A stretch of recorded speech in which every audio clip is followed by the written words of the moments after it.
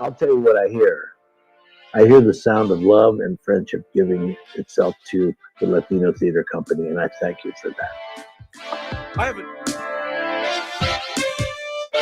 But I got to tell you, and I will be very direct with you. The Latino Theater Company is the reason why we have the depth of actors in our community. It's one of the premier Latino theater companies in the country, if not in the world. And I must tell you that they have really suffered. Everybody suffered. I just finished going to SB, God, I forgot this is 308, I think it is. It's the number. They're trying to push a law through to give the nonprofit theaters, equity waiver theaters, some funding. And of course, they are equity. The Latino Theater Company is equity, but they're suffering just as much as everyone. So Sure. I'd say to everybody, just understand one thing: what you're doing today and what we're doing, all of us here today, is really, really beneficial for the future of artistry, cultural artistry, to develop and have a place to grow. If it wasn't for theater, I wouldn't be here. Lude, same thing. We did all of our work in a brick and stick theater. The brick was for the rats and the stick was for the brick was for the cockroaches and the stick was for the rats. hitting the animals that would come and visit you as you're doing your performance. But basically, I thank all of you for doing it, especially just recently that donation of $100. And I'll tell you what I hear. I hear the sound of love and friendship giving itself to the Latino Theater Company, and I thank you for that. Because we have some good news. Midnight's Edge and Latino Slant have done some good in the community, sir.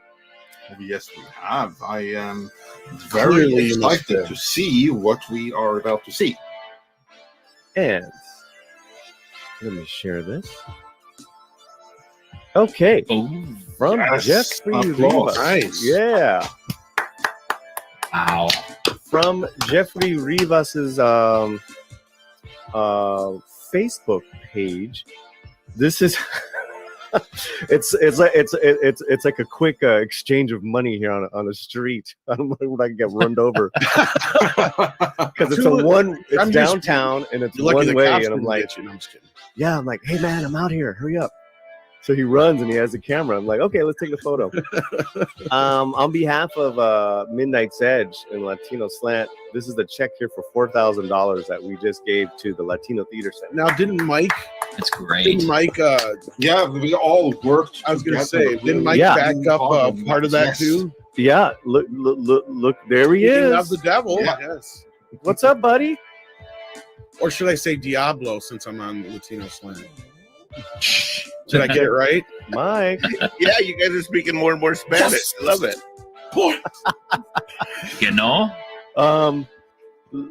Mike, good to have you here. Perfect timing. Jeff Rivas went on to say, I want to thank Midnight's Edge, Latino Slant, Edward James Almost, and the cast to stand and deliver for the fundraising podcast they did for the Latino Theater Company. Here I am receiving the $4,000 check raised by these incredible people. Paulie Pablito, that's me, handing me the check. Gracias, one and all. And you're seeing here these people are like, working people in the business, all woohoo, thanks, woohoo, hip hip hooray. Great job, Leone. That is nice. Dennis Leone. There you go. Deanna Ortelli, Evelina Fernandez, Tom was the female lead in American Me. Oh, nice. There you go. So congratulations, Andre and Tom. Thank you so much. And thank you, Paulie. Oh, yeah.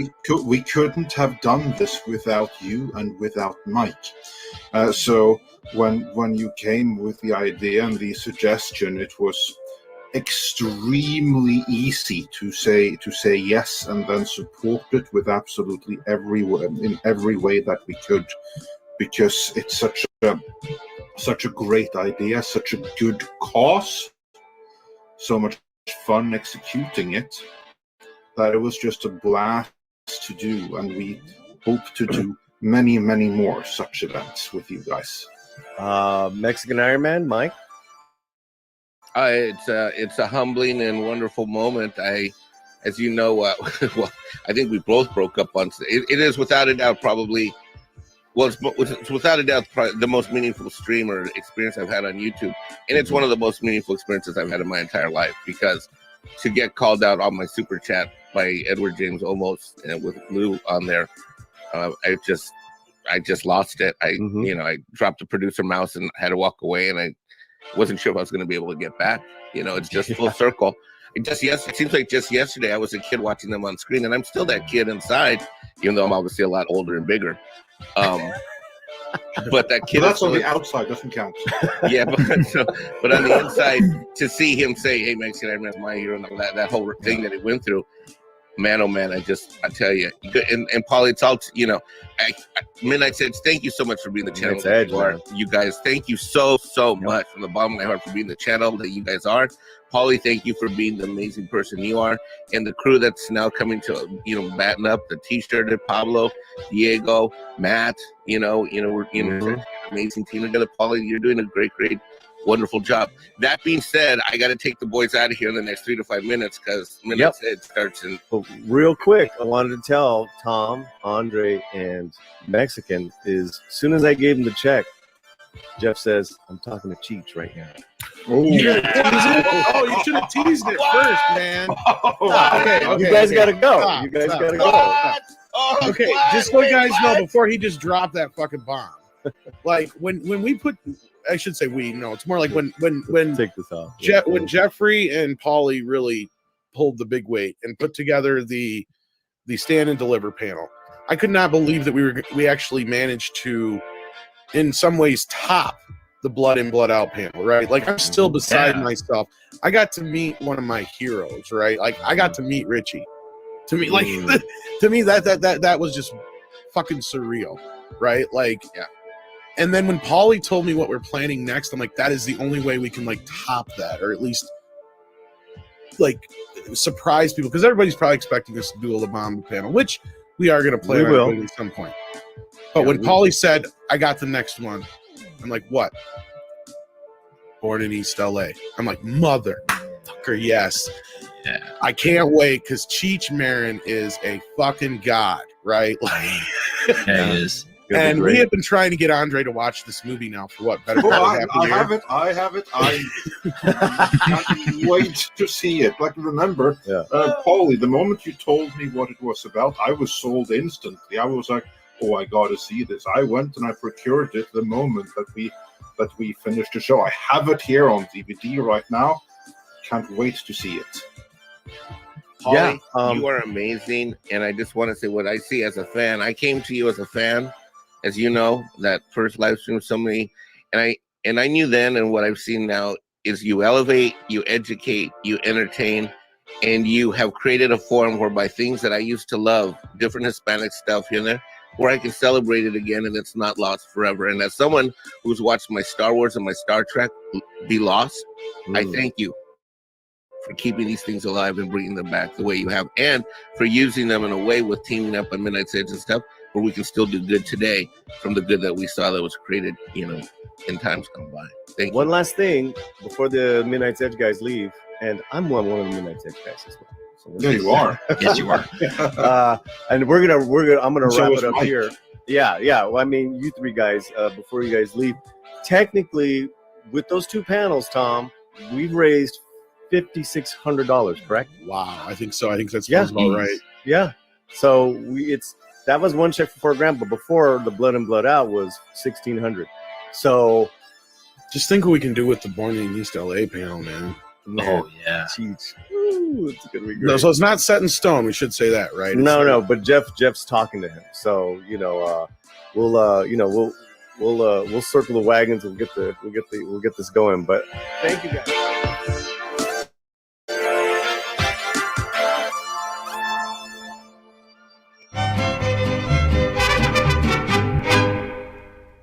Hello, my name is David Valdez.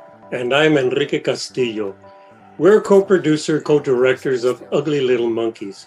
a documentary of the first youth mariachi in the United States.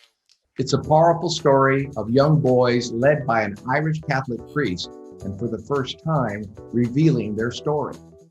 We're a third of the way done with the production, but we need your help to finish it. Please consider donating what you can and help us tell the story about the music, the magic, the pain, and the triumph. We want to thank you for your generosity, and you can help us further by sharing this video. Gracias. Uno, dos, un, dos, tres. They were kids from the barrio. Some musicians. Others had never picked up an instrument. He said, Tiger, you're sharp. And I said, thank you, Father. I didn't know the difference between sharp or flat. You know. Give him the quote. You can be cute for 30 seconds. But after that, you better be a damn good musician. It began in the basement of a church in Tucson, Arizona. Kids as young as 9 studying under the musical direction of a popular Catholic priest. We would practice every Sunday, 2, 3, 4 hours, then 5, and then 6, and then 7. A prodigy. Father Rourke came from a show background, and it was quite apparent. But he was also a very accomplished musician. And perfectionist. Play your violin parts. I've been kidded many times about the unusual paradox of an Irish priest from New York teaching Mexicans their own music. Tanta vida yo te di, en la boca llevarás sabor a mí.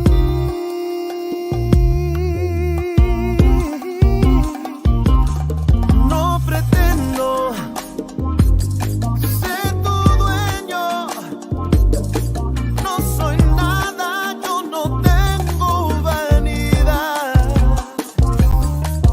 Pasarán más de 1000 años, mucho más. Yo no sé si tengamos la eternidad, pero allá junto aquí, en la boca llevará sabor a mí.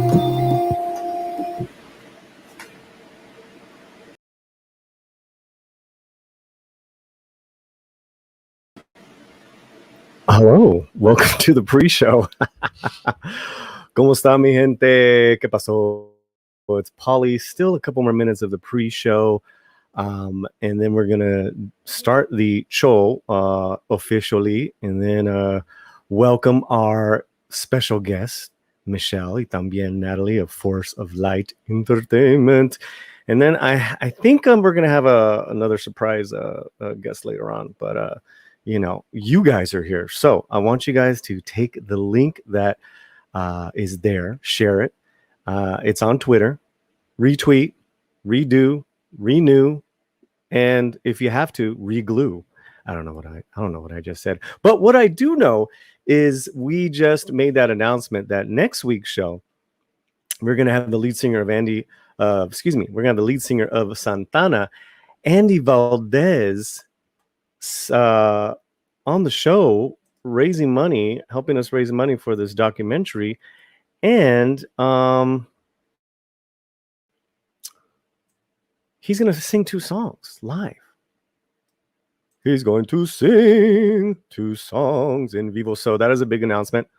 Was also on Twitter as well. So I hope everyone is enjoying the pre-show. I'm going to play a very powerful message from Pitbull, and then one more song, and then te lo prometo, we will start the show. Pero antes, is here, and she has renewed her membership. Thank God. Muchísimas gracias. Y también Bud Boy Productions is in the house. Beautiful, great people.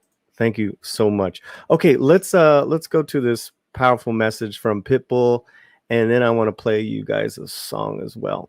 Okay, here we go. This is a message to the world. We need to stand up, step up, but if you don't understand what's going on, then you need to wake the fuck up. Not only is this a Cuba event, a Cuba thing, this is a world event. This isn't about politics. This is about saving lives. This is about unity, not division. And bottom line, this is about taking action. Let me tell you something, why I'm frustrated and when I see everybody out there and doing what they're doing, which I love what they're doing. Okay? Because not only do we live for freedom, we ride for freedom, we die for freedom, but we motherfucking appreciate freedom. And it gets me hot, it bothers me, and it frustrates me to a certain extent, being a Cuban American and having a platform to speak to the world and not being able to help my own people, not being able to get them food, not being able to get them water, not being able to get them medicine, but most of all, not being able to help and really get them what they deserve, which is freedom. And this is my way of talking to the world. All world allies get together to help. Global businesses get together to help.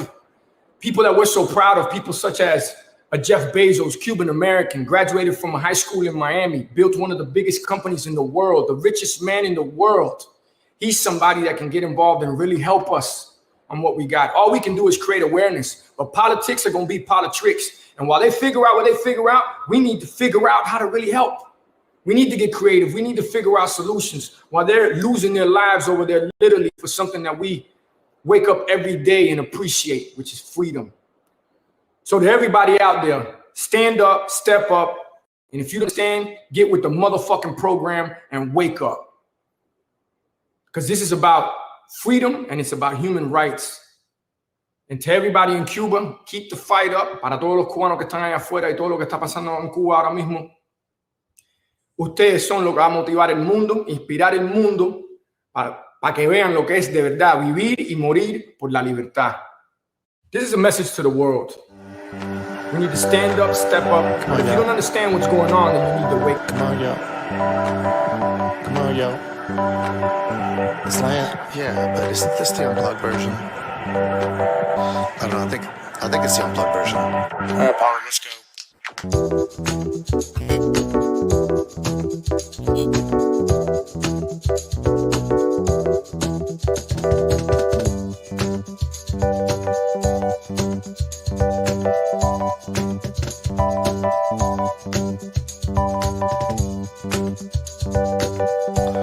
All right, listen, y'all. Just go ahead and let the guest play. Come on, jeez. That's better.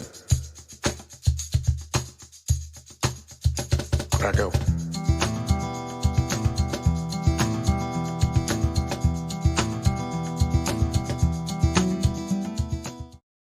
All of us. This next one's called Words. It's by an awesome kick-ass band from the 80s called Missing Persons. It goes out to you, Paulie, and your dad. Go.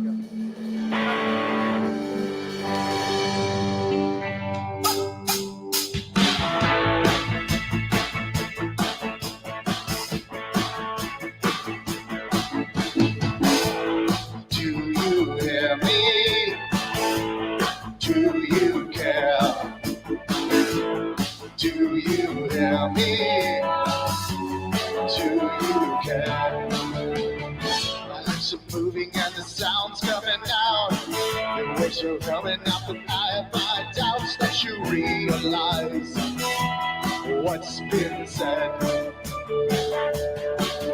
You look at me as if you're in a daze. It's like the feeling at the end of a page when you realize you don't know what you just read. What a waste of no one listens anymore. No one listens what a word's for. No one listens, there's no use talking about. Might as well go up and talk to a wall, cause all the words are having no effect at all. It's a funny thing. Am I all alone? Something has to happen to change the direction of the no filters do is causing you a distraction. It's a silly thing. I say to myself, what a words when no one listens anymore. When no one listens, what a words for. When no one listens, there's no use talking about. Do you hear me? Do you care? Do you hear me? Do you care? Kindness is the word used by social justice warriors to control what you think and what you say.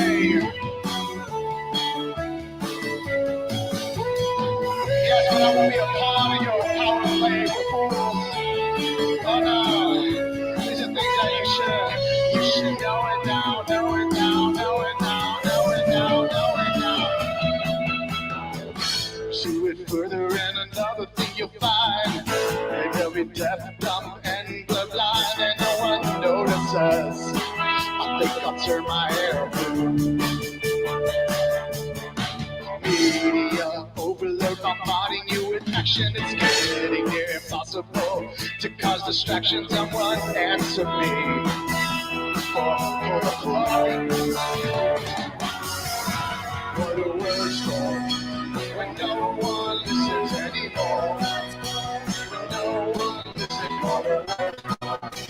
When no one listens, no use talking at all. What a words for when no one listens anymore. When no one listens for the words for. When no one listens, no use talking at all.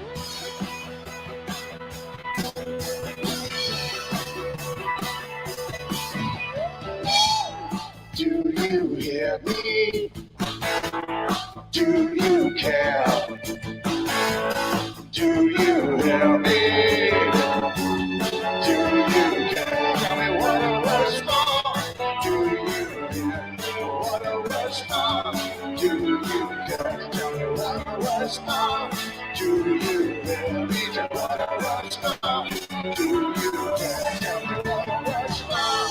Do you hear me? What a rush for. Do you care? Tell me what a rush for. Yeah. The great consequentialist from Austin, Texas. Mi amigo Eduardo Fajardo, lead singer, incredible independent thinker, libertarian, beautiful human being. Eso. What a champ. Woo. ¿Qué pasó, everybody? My name is Paulie. This is the Latino Slant. It's Wednesday night. It's time to celebrate and have a good time with the ladies from Force of Light Entertainment.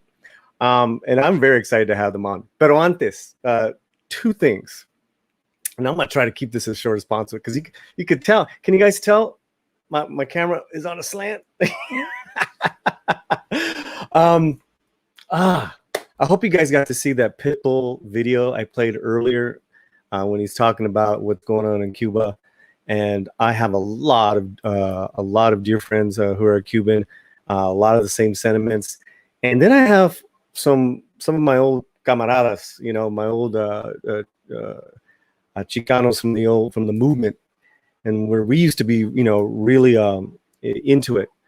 And you know, I'm gonna keep this real short, but it's really easy to glamorize some of our old revolutionary heroes, and it's a slippery slope when you're glamorizing a system and a way of living that persecutes and puts others down, especially when it comes to their voice, comes to their freedoms, which unfortunately the wocosos of our generation here in the States take for granted every day.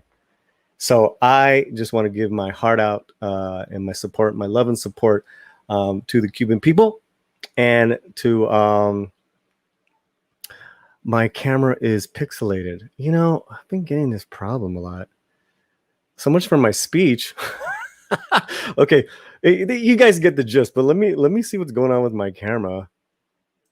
I'm gonna go to advanced options. All right, I'm gonna go.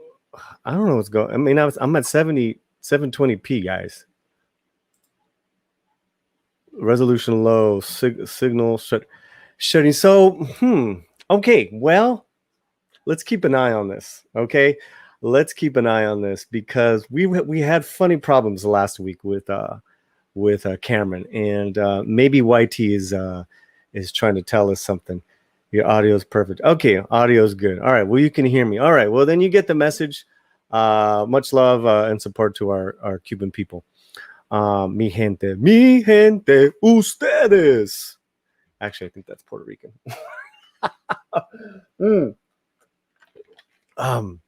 Okay, and the other thing I want to say really quick is I want to say, Mexican Iron Man, I don't know what I want. I don't know what you want me to do, but I'm going to say hi to my to the members and to people that are here. Go to 1080. It's not letting me go to 1080, my friend. I show advanced camera options. USB. Oh, wait a minute.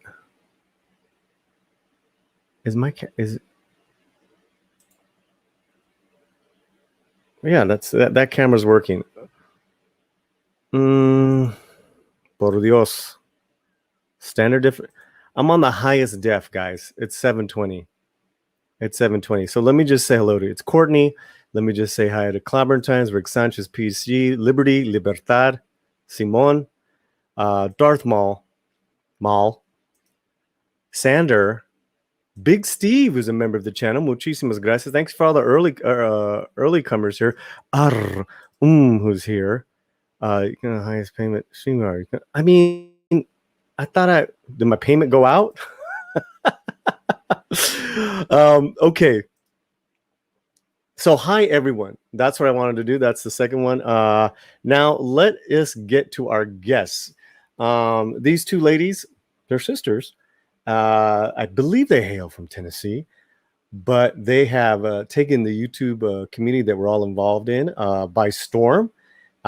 Geez, they have come on strong as of late, doing movie reviews, analysis, and opinions on pop culture. And I like where they're coming from. I like their vibe. And a couple of weeks ago, they invited me onto their show. And I was already going to invite them anyways. And I'm like, come on my show, please. In a couple of weeks, por favor. Let's bring them on. We have Michelle with 2 L's and Natalie. Hello. Happy to be here. Yes. Yeah. Thank you for having us. Yes. Hola. Yes. Hola. I was telling Natalie earlier, I was like, I'm so bad at Spanish. I said, the only Spanish I remember now is Feliz Navidad. Feliz Navidad. That was my favorite song to sing. It at was the mine Christmas too. thing at church. I mean, Feliz Navidad. Okay, so all right, we'll do a quick little quiz then. Do you know the rest of the Feliz Navidad? I used to. Yeah, I forgot. I used to have it down. What do they? What do they say? What do they say? What does Feliz Navidad mean? Isn't that just Merry Christmas? No. Mm-hmm. Is that Merry we wish Christmas? you a Merry Christmas or just Merry Christmas? And then the rest of the song is I want to wish you a Merry Christmas, right? Wish you Right, but then he says something, Feliz Navidad, prospero año y felicidad. Yes. Yes. That's Yes. right. What does that mean? It means Happy New Year and health and wealth, like. Oh, okay. Nice. Got you. Now, So do you that remember song- who sang it? Who made it I famous? did not. The blind Puerto Rican guitar player, Gosh. Jose Feliciano. Okay. Oh, okay. Mhm. Sounds familiar. Yeah, I mean, like he started singing that in the '60s. I think he's still alive. Good Lord. So, God bless Jose.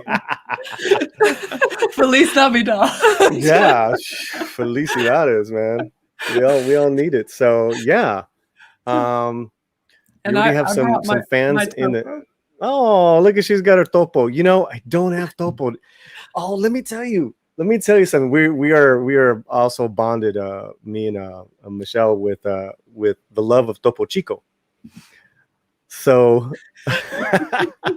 It is the topo that binds you. Yes, it is the topo that binds us. So Friday, I bought a case. So I was all like, Oh, whoop, yeah. whoop, whoop, whoop. I was out like, my lady was out of town. It was me and the dogs hanging out. We're just gonna chill. So I take out the topo, and it's this big. Oh, it's the little ones. We got them one time. They're so cute. It's the little ones, man. I was like, I had to put like 3 into a cup. Those are nice, like if you just want like a little bit, because just a little tofu. Yeah, one of my the friend that I was telling you about that introduced me to Topo Chico, he got those when he was in Texas one time. I've never seen them here, and he gave me the case of like I think is it 8 ounces of Topo Chico in those? It's something like that. I don't think it's 6. I think it's 8. Okay, it's kind of like a mini but big, but not small. Yeah. They're all right. Yeah. You know, but you know, I love the big. We talked about this. I love the grapefruit and the lime. Ugh, that's cool.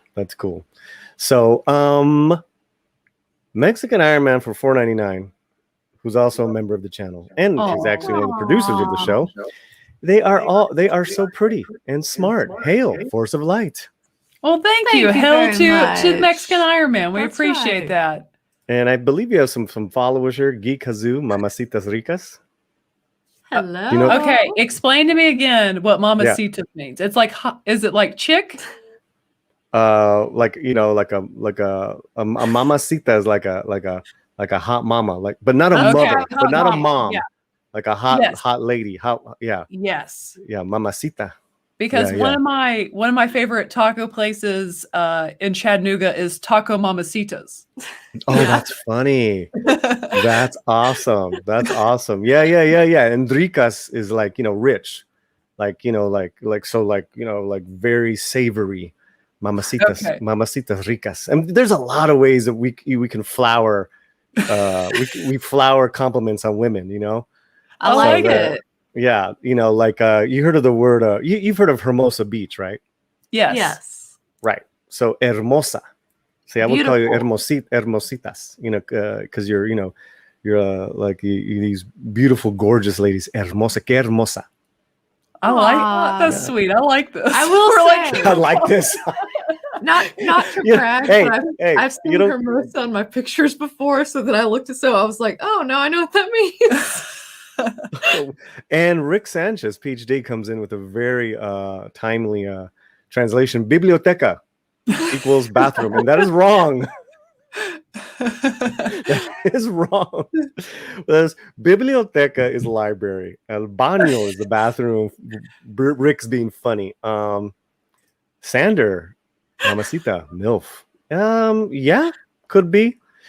Yeah, I could get a little more guttural with MILF because it probably is like a mama sota. Oh, Mamacita Rica, Smart Hawking Babe. Yes, there you go. Yeah, there you go. See, look at you. Look at we got a. Shh, Paulie. They don't know. Okay, yes, biblioteca means. No, I can't do that to you guys. Say it. Did you ever see a Cheech and Chong, the next movie? You never saw those movies? No. I can't believe we haven't seen those. So, anyways, he plays a joke on Chong because Chong is not Mexican. He's like a Chinese guy who's like really high all the time with Cheech, right? And he wants to know, how do you say my very good friends? And he says, and Cheech goes, "Hey, pendejos." And that word is not very nice. Anyways, yes, Clobbering Chimes, thank you so much. You guys have really come on strong the last few months, and congratulations on your channel. Thank you. It seems you guys are having a lot of fun meeting some cool new peeps. Yes. You know, what was the you know, the inspiration to start a channel? You know, was about late last year during the pandemic. Tell us about the channel and what inspired you to start it. It was, well, like we actually started out as a podcast because I just didn't know what I was doing. Yeah. And a podcast seemed easier. So we just she bought a microphone. Yeah. And that was it. We were off. And I would say but always in the back of my mind was YouTube down the road. Yeah. Mm-hmm. But we started out as a podcast, you know, and like around anywhere between 30 minutes to an hour episode, just discussing a TV show, which we did come out at an odd time with Because then, there kind of was nothing new to review, so we had to get creative. Right after we started our channel, and not channel, but the podcast, and the channel, really. Yes. Can you imagine this really fast? Men out there and fans of Force Light, can you imagine if they just stayed on just podcasts? It's like, anyways, go on, please, ladies. Let's just say we've had more success on YouTube. Of course, yeah. Well, I was kind of following you when you were like around 60 subs, and then you just started popping, man. Well, and that's love that we started. So we started like the last weekend, I think, of June of 2020, and it was just still one podcast episode like a week that we put on YouTube, basically. Yeah, like it wasn't really a YouTube channel. We didn't know what we were doing. Yeah. And we didn't really begin to get serious until like this year. Yeah. And because I know going into January or to New Year's Eve, we still did not have 300 subscribers. We were at 2-something. Wow. And yes. And yeah. Let's just take a moment. So New Year's Eve, January 1st, you're around 300 subscribers. Who, us? Yeah. Yeah. And God is a God of turnarounds. Yeah. And I remember thinking, you're funny, Nat. Thank you. I remember thinking, I was like, Natalie, maybe by the end of 2021, we can get 1,000 subscribers. Just maybe. Fingers crossed, prayer hand. Yeah. Maybe. And then the Gina Carano situation happened because we had been so just down the road. Like we'd been so did they say milquetoast? Is that maybe the right term? Just so neutral. Keep everything. Yeah. And just kept everything so just talking about movies or TV. And when you hadn't yet, been socially or politically commentating as of yet. Exactly. Yes, at that point, right? Because what I wanted and that situation brought it out. Because what I wanted when I started this channel is movies and TV can be something that's uniting, like something that anyone can talk about. Which we'll get to. Yes.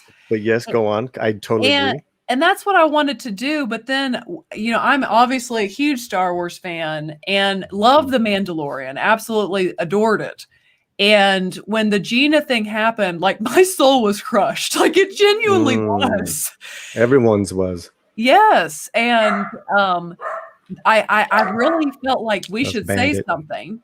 And then once we were watching the Ben Shapiro thing, Natalie was like, maybe we should talk about this. And I was like, yeah, like I want to talk about it. And that was kind of our coming out, so to speak, of not just being let's just not talk about anything that could be offensive or bother some people. So it was kind of a coming out in a sense. We came out of the closet.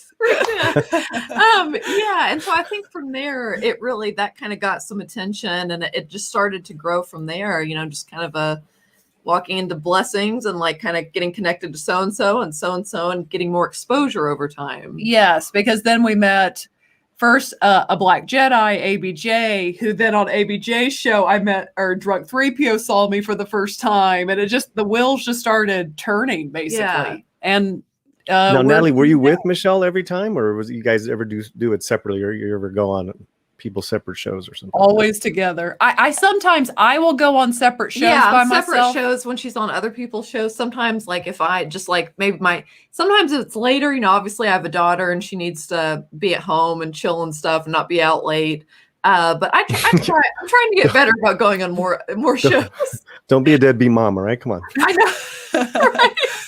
Where's Mom at? She's on the Latino Slant again. I'm just playing. I'm sorry. No, it seems like you're a very loving, awesome mom. So congrats. Oh, thank you so much. I certainly try to be, and I always like I like people to know, like sometimes I feel bad though. It's like I'm torn when it's just her because I don't want them to think like, oh, she doesn't care to go on somebody else's channel, and that's really not the case. It's usually just like a timing issue, if it's during the school year, certainly, or things like that. Yeah. So then the Gina thing happened. And is that when you met our little friend, Lil Yeti? Lil Yeti. Let's see. It was before the Gina thing even. I asked him to come on our show. Okay. It was right before. and he was doing really good with his roast and things like that. And I just thought, oh, well, this guy could be interesting to have on our show. And then it was just kind of like a natural fit when he came on. It Like, was just like freestanding invitation to come on. Yeah, he's really entertaining. He's really entertaining. He is. So we just kind of hit it off, and that's when he can come on basically anytime. He knows he's a part of the channel. He really is. That's good. I have those as well. Like I don't know who's gonna pop in, but so was it? So then was it your Gina coverage that were the attention and subs and everything just started popping for you? Yes. Yeah. And I'm trying to think. And then at that point, we had come out of the closet of not just being so neutral. Oh, right. Okay. That, and then also we're tricking him. Hey, listen. Hey. He's like, no judging. He's like, I'm not like the father on that on the show. Oh my gosh, we're gonna get into Whoa. that. But Oh is he my awesome God. or what? Is he That's awesome? good. I've enjoyed it. Like, okay, Paulie, just to let you know how awesome Yeah. I think it is, I started it like yesterday evening, and I'm on episode 7. Yeah, I'm on episode like 5. Okay, well, before we get into the show, Who Killed Sara, the assignment for these ladies, because it's like, we can cover the news and we do, it's like, come on, let's do something fun. You're coming on my show. I wanted them to watch the first 2 episodes of Who Killed Sara on Netflix. Our own wrench, Darth Haster, is a Who Killed Sara fanatic, which is really funny because like he's like a Virginia boy, right? It is so addictive. It is. Oh my It gosh. It just Yeah. keeps going and twisting and turning, and then it's very spicy, and Well, because you need to know who killed Sarah. Yeah. You want to know. I mean, we'll get to it in a second, but I want to go back to you said you came out of the closet. Now, is this breaking news here on Latino Slant? No, not that I way. just realized somebody in the Oh. chat, like if they don't know, I don't mean like us, we're sisters. Yeah, we're sisters. I mean, not judging sisters that are also I already said more, we're but sisters. we met. We'll back that up. Yeah, Yes, West Virginia. That's right, brother. We'll That's get right. unsilly. Be serious. We meant that. Yeah, we're just being silly, guys. Yes, we meant Yeah. that we had been so neutral and not addressing anything Almost that could like- be deemed controversial or political or anything like that. I think initially, my thoughts were so much of like, oh, you don't want to offend anybody. You Yeah. want to keep it so neutral and stuff. And then I always give credit to Ro from the Scarif podcast. We were kind of talking after a thing, and I was telling how sometimes I just want to say things, and he was like, why not? And and I was like, well, and he's like, well, who cares? Who's going to like you is going to like you, and who's, you got to be yourself. So it's like that actually stuck with me and really helped. Yes, but it was that, and I think why it worked too is again the Gina thing. Like it broke my spirit. Like it was like the straw for me to where it was like a compulsion. I had to address it. I couldn't just keep going around these issues. Which goes to my other question, but I already know is like, what do you well, for you really geek out over Star Wars, Mandalorian. I mean, you look at my wall, I got R2 coming out of my wall. Yes, I got my love Ewok it. little boy right here. I got, whatever. I got Reservoir Dogs. We all have our things. Let's start with Michelle. What do you geek out over? And Natalie as well. Okay, the things that I geek out over the most, as far if we're talking major franchises, is clearly it's seen in what I buy is Star Wars, Star Wars, Star Wars. Like that's been my love my whole life, and I really do enjoy because growing up, I loved Batman. So I really like some of the DC stuff, like Batman, Superman, Wonder Woman, that type of stuff. And then we also, which people can't probably really see, one of the shows that I absolutely adore is Stranger Things. I love Stranger. Yeah, you were talking about that on the show a couple hours ago because what's the sheriff's name, the actor? Yes, David Harbour.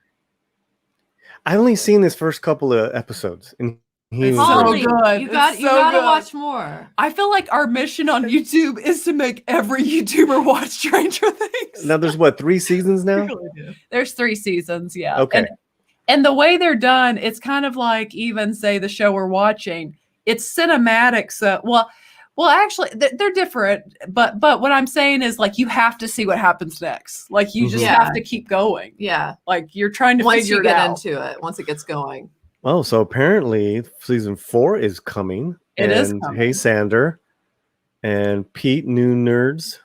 And it's almost like Roe heard Natalie. I know. talk I about was him. like, there he is. What are the odds? Yeah, the Red 5 Network. Hello, Yeah, Roe. you got some people following you over here, which is awesome. What's up, everyone? Always delight to see the ladies of Force of Light.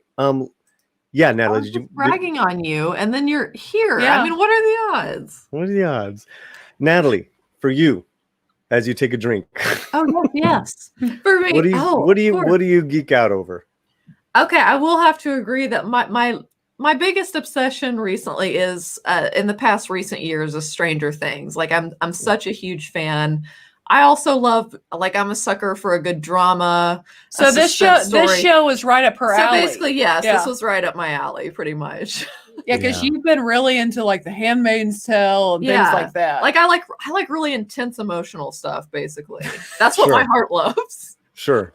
Yeah, this is one of those rare shows that me and Mrs. Slant can watch together. Yeah, I'm sure. She doesn't watch horror. She doesn't watch zombies or sci-fi. She likes the thrillers and certain horror. Yeah, and certain horror. She does like The Mandalorian. Disclaimer, or whatever you say it.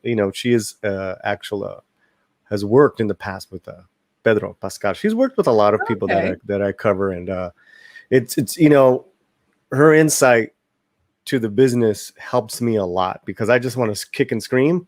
I'm like, oh, okay, all right, but still, I'm sure. Yeah. I think she would like Stranger Things if she likes touches of horror and she likes thrillers. Yeah, I don't know why we haven't. Maybe because we think it's like kiddies, like it's just kids. But the adults are just as much the heart of the show as the kids. It's true. It's kind of like one wouldn't work without the other in this case. Basically, Stranger Things is adults, teenagers, and kids. Like that. I mean, we'll put it on the list. We're finishing up the Brazilian true crime documentary. Okay. It's on Netflix as well. And Natalie's like, I'll watch. I also love crime documentary. I love documentaries. I know as dorky as it is. Well, she is like, those are great things to love. So, those are great. You guys are not the same, but you guys kind of like, you guys are sisters. So your lack of better words, weaknesses and strengths. It's true. It's true. Like you don't love the documentaries like me, and you also aren't quite as drawn to like kind of really feeling deeply emotional type shows. That's not a fair assessment. That is not a fair assessment. Usually once I tell you and you watch them, you do end up liking them. Okay, a show he would love. Please tell me, and your Mrs. Slant would love it too, because it's similar in the style of what we're watching with this show that we are watching. Please tell me you saw when HBO did Big Little Lies. Oh gosh. With Nicole, that was like phenomenal. She won't watch it. Why? Because she was up for one of the big roles. Oh, what role was she up for? The Meryl Streep one, right? Yeah. Yeah. We won't see that. Which role was she up for? She was opposite Meryl Streep in a few scenes. I gotta the door's open, so I gotta like. You whispered. I'm dead. We're like typing in the private chat. I know. Oh well, forget that. But yeah, but my point of bringing that up is I do really love shows like that. And because that is very like in the field, like deep, intense, really powerful kind of, But you're drawn to it faster, and then I watch. There's the new Kate Winslet one. I've been meaning to watch that. I've heard that's good. That is like next. She keeps bugging me because she plays a detective. Yes. Yeah. So we'll watch that one. Did you guys something else on HBO that's kind of in this field to me would be the show Succession. Didn't see that one. I know about it. You would like it. It's hard to see so many things because then because for me, I got to cover so much Latin stuff Oh yeah. for the channel, so much stuff for Midnight's Edge, and stuff You're that I busy. like. Like I keep trying to finish Loki, and I just keep falling asleep, man. You got to have some Paulie time. You know? Yeah, Paulie time. Shoot. Why are you whispering? Wait. Because Pete, Mrs. Slant is a working actor, and she doesn't get every role, and the big ones that she doesn't get are traumatic. You got to understand what an actor goes through, and they get to when it's between one or two actors, and they don't get the fucking role. It is not good in the house. Okay, shh. Sorry about that. Sorry for cursing. I hope she doesn't watch this later. Do you know that makes perfect sense? It though? does, Because totally. honestly, I feel like if I was in that situation, then I would be like, you're feeling reject. It's like, no, I don't want to watch my rejection. Like, no. So I get it. Yeah, and real fast, we'll move on. But the biggest insight I've gotten from her is that you can be a trained, high-level graduate, the greatest schools coming out of it as an actor, and you can never get a role. You can never get a role. That is like a real ratio. Yeah. Right. So just imagine, but she works. She works. I'll let you know some of the stuff she's been in later. Yeah, that'd be awesome. Yeah, she's a badass. Paulie's wife is watching YouTube. She's technically not my wife, but I call her Mrs. Slant. I'm really scared. I'm really scared for Paulie that she's gonna see this. blink twice if you need help. It's so funny. I mean, and this is. You know what? This is about you. I don't want it to. You can go down the Hollywood hole, and I don't want to. Talk. Look at you. You're like, talk. I want to know. Yeah, I do. She's up for a movie on Tuesday. Oh, cool. Yeah. Well, I hope she gets it. Yeah, here's her getting it. Yeah, she works very hard. And what was the other thing I was going to say? That was it. Yeah, I mean, like I said, we can, but this show's about you, ladies. You guys are funny, man. So basically, Natalie really likes dramas. So yes, that's to answer that question. Natalie likes dramas. Now, another thing, and before we get to our show that we have in common, because did I see right that you were or still are a pastor? Yes, I'm not a pastor, I'm an evangelist, but yes, I'm technically Reverend Michelle Smith. Wow, that's great.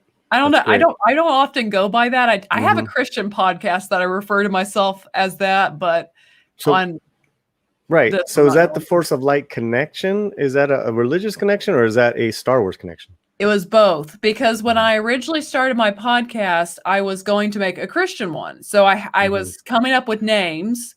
And before I came up with names, that's when I had the idea, well, why don't we just start a TV and movie podcast one too? Because that's the thing we didn't say. We often tell too. She talked to me all the time anyway. So it's kind of like we might as well about movies and TV into and entertainment. So yeah. So anyways, that is. In fact, I saved it. I wrote down multiple names trying to tie in Christianity and kind of a Star Wars connection. And Force of Light was the first one I wrote down, and it's kind of catchy, if I do say. I love it. I absolutely love it. And what we have in common is that I was born again in 2014. So when I was looking at some of your stuff on your Twitter, and then it's like Force of Light, okay, I see what's going on here. And so that's pretty cool. And I'm very happy to see that. And so is your Christian podcast still going on, or is that separate? It is. Well, can I just say, Paulie, that just blessed my soul to hear you say that. See, I mean, I didn't know. I never assume. You just kind of rejoice when your I don't talk about it. What I do talk about on the channel is my sobriety, and my sobriety came 2 years later. And here's the thing with for me, this is for me, because I loved my church that I was going to. in Texas when I was still living there, and it really got me to where I needed to get to even go to my first AA meeting.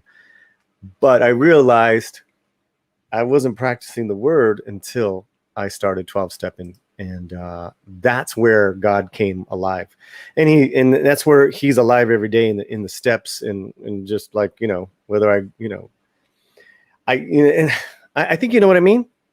Yeah, no, absolutely. And the 12-step program was actually built by a That's what I was Christian. gonna say. It actually is based on, like, you know, Christian, you know, morals and principles. And I know they've taken it and have made it general, Right, like but higher power. But it was originally built by a Christian. And that prayer, you know, I know people have it on my like, fridge. Yeah, I mean, it's just like it's almost Which like one, such a Serenity perfect. It's a perfect prayer, really. The Serenity prayer is great. It is. The third and 7-step prayers are pretty amazing. And I'll have then to of look course, it up. do you know, you're familiar with those? No, I said I'll have to look those up. The only one I know is the Prayer of Serenity, which I have on my fridge. I'll send those to you. They're Okay. pretty dope, because it's really about asking Him to relieve us from the bondage of self, because it's our self-seeking motives that got us into trouble and keep on drinking. Yeah, exactly.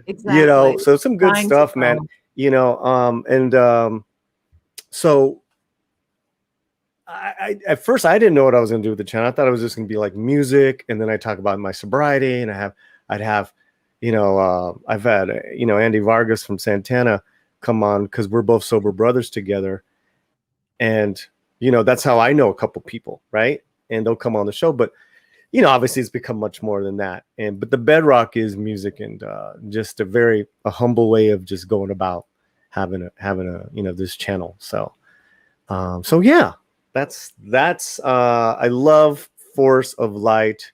And you know what I think I'm gonna do, Mexican Iron Man, if you're listening, we're gonna do a anniversary show in August, and I want you ladies to come, because I'm gonna do a 6-hour sobriety fundraiser in honor, and I hope I make it, but August 21st I will be 6 years sober. That's awesome. That's amazing. So let's do that. Let's have you all back. Yeah, definitely. I would love to be a part of that. Yeah. All right. So now we're gonna change the mood of the show. It's about to get spicy in here. Yeah. Oh yeah. Oh yeah. And there you are. You're on top of it. I like it. Yeah. And it really, the pictures fit. We're like, who killed Sarah? We're like, exactly. I know. I found that photo of you guys, and I like split it in half, and I put one. I like it. It's fun. It's fun. It is. And I want you to say how you say, because in English we just say Sarah. Sara. Yeah. Sara. Sara. Sara. Just hit it real fast. Sara. Sara. Sara. Yeah. We're trying really hard. You're doing great. You're trying real. I mean, I was really again, I said this when you're on our channel, learning English was hard for me. Learning English, dude, Spanish is so easy compared to English. Shoot. Before we start, let's say hello to some people in the chat. We've been ignoring them, and let me put you ladies on top there. Let me see. Rick Sanchez, Force Lightning. I like that. Force Lightning. Wait, it must be Force Lightning. I like it. No. JPRPH1, much respect, all. My boy Darth Haster, 5 months sober, badass, dude. Pete, it's the constant quest for satisfaction that keeps us all on the wheel of suffering. Dr. Buddha alert. Very zen. I love that. Darth Maul, wow. Wow to the ladies, yes, wow. Thanks, Derelict. Daryl the Derelict, you member of the channel. What's up, brother? Thank you so much. Muy caliente, yes, they are. Sí, verdad. What does verdad mean, ladies? Caliente means hot. I know that much. Caliente means hot. So does muy mean very? or okay. That's right. That is. Yep. And what? She did know And that. yes, I do not know what Roe has said. Sí, verdad. Verdad is the truth. Yes, the truth. Okay. All right, and we got another super chat. Thank you so much, JP RPH1 for $4.99. Great job on EBN with Cameron and RMB. You were great. Oh my gosh, thank you. And that was intimidating because I was on. I mean, you've had Cameron on, I believe, haven't you? Last week. Okay, yes.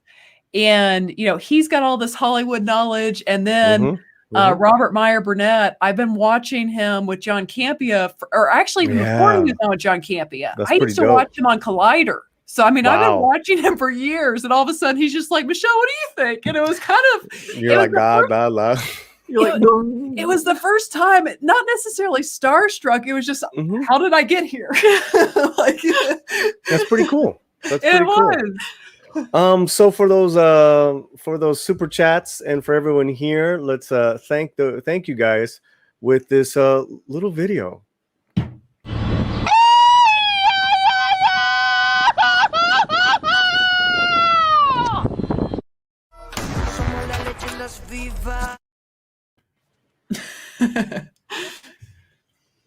I like that first guy. I like that laugh. Yeah, I like it. you know that guy. He's like a real famous meme because he does the grito, which is a scream, and he's got no teeth. But right after he's done, he's got a beer in his hand. And he like chugs it, and he just smiles at the camera. And I'm like, I'm not going to show the beer chugging. But muchísimas gracias everyone for the tips, the regalitos. I really appreciate it. And let's take a little boogie break, and then we'll be right back with Who Killed Sara. Enjoy the Dancing Cholo.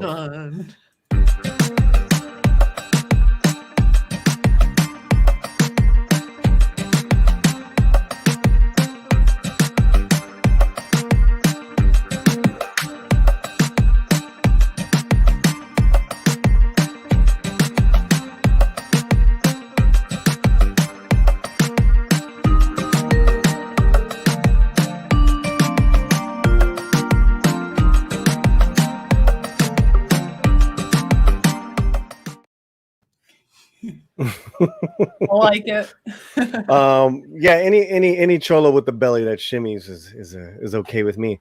Sandra, what about the clip of the guy on the ladder? Oh my god, that guy was hilarious. I gotta find that video again. There's these Mexican guys are working construction, and one guy was on the ladder and they kept messing with the ladder, and he was crying because he's trying to get down the ladder. Yeah. He's like, he almost pees in his pants. I would Same. too. Okay, Who Killed Sara is a huge hit on Netflix. It's a huge hit. It's 2 seasons in. Season 3 has already been announced. What are your first impressions? Let's go with Natalie first. Gosh, okay. So the intrigue and the mystery is pretty much right off the bat. Yeah. And one first impression too, and literally it's one of the first scenes. But when when something starts to go wrong, is that okay if we're in spoiler talk? Is that okay? Guys, yeah, it's total spoiler talk, so Okay, good. go for it. So when she's up in the thing and it starts to mess up, and then her brother Alex is down there, and he's trying to get their attention. Is it not kind of? It's like they don't take it seriously at all. They're because why would he make that up? They're like, oh, he's just joshing us, she's fine. And I'm like, what? And then it really is tragic when she falls because it kind of the camera kind of stays on her face, and you're just feel for her. Like, oh my gosh, what a terrible way to go.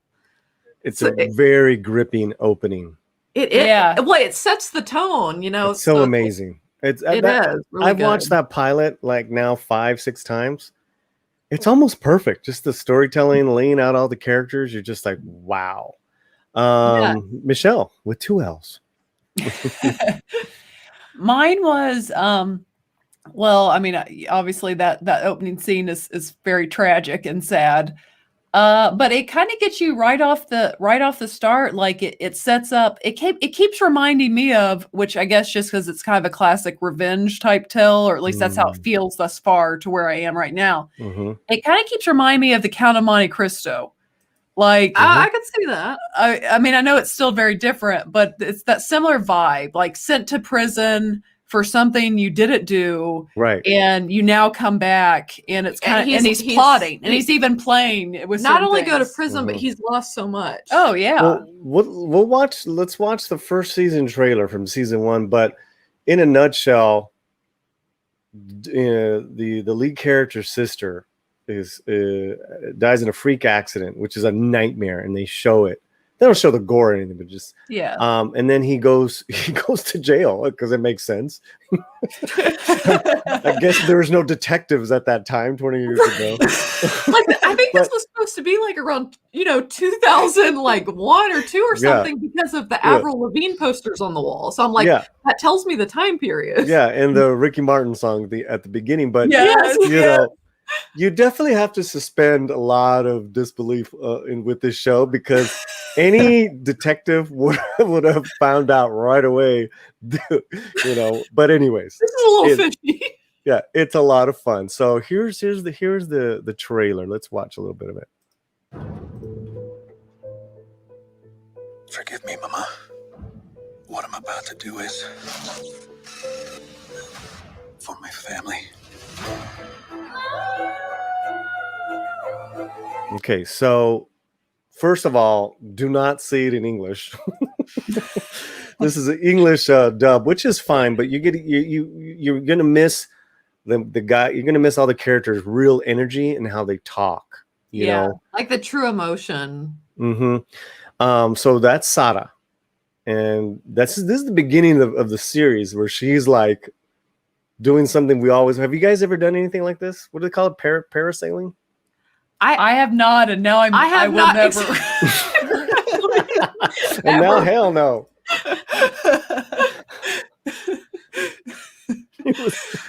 It's not happening. It's a no for me, dog. Yeah, don't watch dubbed. Watch it in Spanish, Red. Yes, for sure. She was murdered by a car.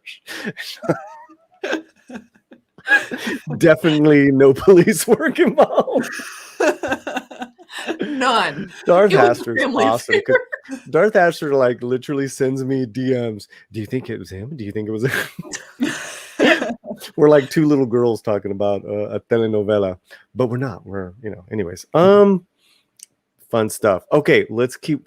And I love the actor playing Alex, the brother that comes out of prison. I think he's a fantastic actor. Well, and he's very hot. He is. Well, there's several good-looking men in this show. There are. Right. And I haven't. They're. Well, everyone is beautiful in this show. It's true. Like even the the parents. sister that grows up, all of them. I'm gonna make them pay for what they did to my sister and what they did to my mama and me.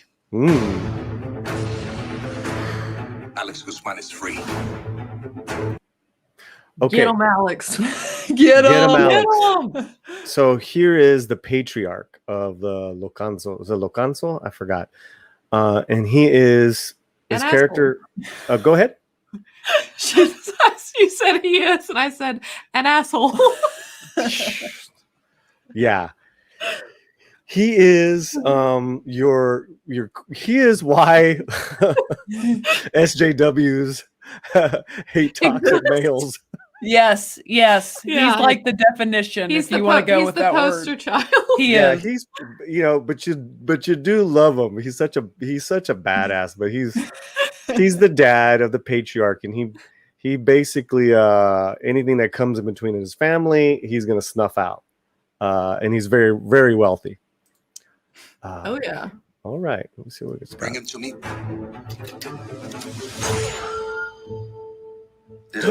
There she is. The love of She's beautiful. The love of my life. I mean, her eyes though. Yeah. Well, Natalie has seen more than her eyes, right? Because you're in episode 7, right? Guilty.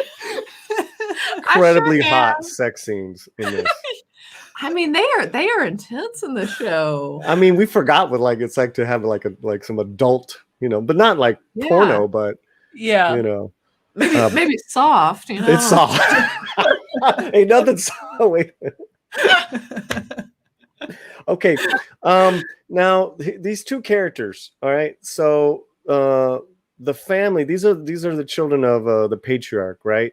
You have. Let me get everyone knows Chema, which is the guy here in the blue. I think he's wonderful. I love Chema. I love his conflict. And we'll dig deep a little bit. I just want to go over the characters.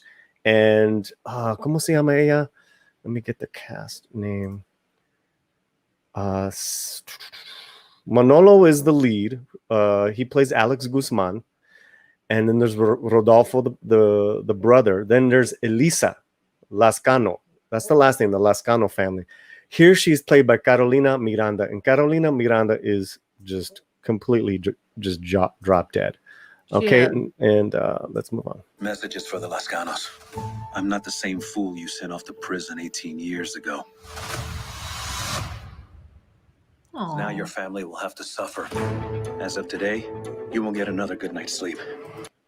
So that's Rodolfo, who was Sarah's boyfriend when she passed away.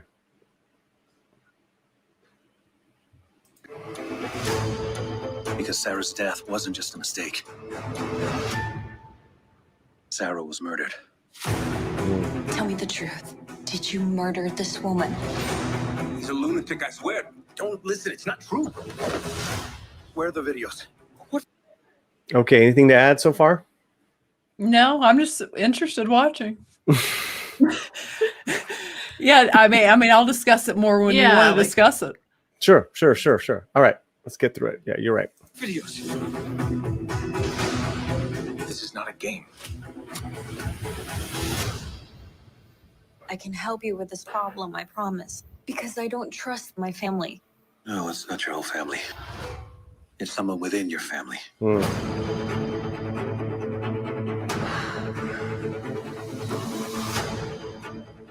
I solve the issues while you go around shouting like a child. Confront this issue once and for all.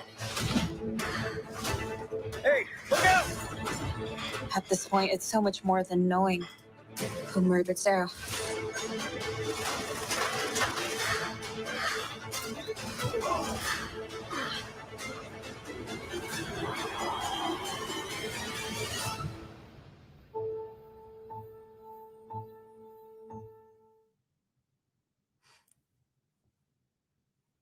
I'm just excited to go home and watch some more. Yeah, I just need to know who killed her. ¿Quién mató a Sara? Wow. Can you answer this? Well, I know who killed her by the end of season 1. No. Dang it! I figured with it going into I mean, sweetheart, do we know who killed Sara at the end of season 2? Yes. We do? Yeah. Okay, I forgot.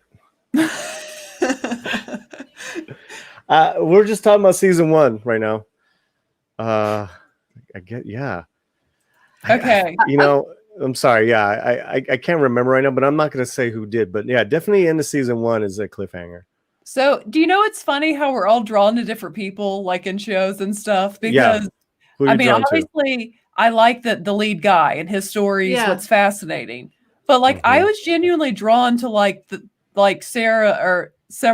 Or no, I messed up. But I was really drawn to her boyfriend, like the adult version. I can see that. I can see you like. But because I told Natalie, like, he portrays it in a very good acting, I guess, because I could tell he's not a bad guy. Yeah. I don't think. We could be wrong, but yeah, and I don't think he's done. I don't think he did it. I don't know. You know what's so funny? This is him right here. He looks so different. He looks. Oh my gosh, he does. He does look totally different. I like his hair here. Yeah, he looks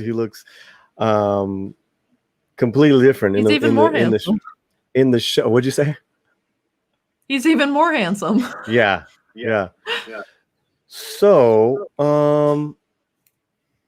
Who Killed Sara it has been a huge hit for the streaming platform ever since it was released in late March. This Mexican drama follows the Lascanos, a criminal family involved in sex trafficking and murder, which they allude to in episode 2. Yes. Which is really dark and nasty. Yeah. Who may be responsible for the death of Sara Guzman. It has it all: betrayal, murder, infidelity, and forbidden love.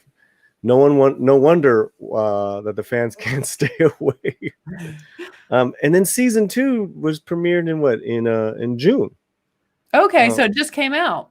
So I think seasons 1 and 2 were filmed at the same time, and that's what I have to believe. That's what I have to believe. So the starting plot, the driving force is Alex Guzman, the brother of Sara, who sets on a revengeful path against the Lascanos for murdering his sister. You think Men's Health could spell right? You know, really? Why am I not surprised?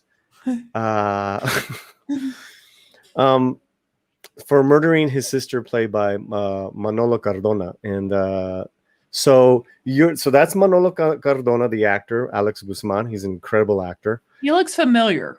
Like I keep feeling like he looks. I need to go look up his like what he's been in. Well, it says here he's been in Narcos and the Snitch Cartel. I mean, Narcos, I'd have to look again to see what role he was in. So you're saying that you were drawn to Rodolfo. He's an interesting character. He is. Well, and I think I was drawn, like, I don't know, like I just kind of, he relays, you feel for the character on multiple levels. But do they not, in my opinion, at first, when they do the flashbacks? Oh, they try to make him seem guilty.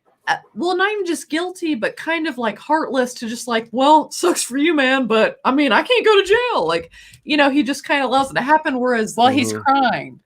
He's he's like, he's just real distraught. Whereas the blonde one is really fighting for him not to be put away, and we kind of find out later why he's right. So doesn't want him to go away. Right. So one of the great things about the show is how they go back to flashbacks. And not only do they go back to flashbacks, but different points of view flashbacks.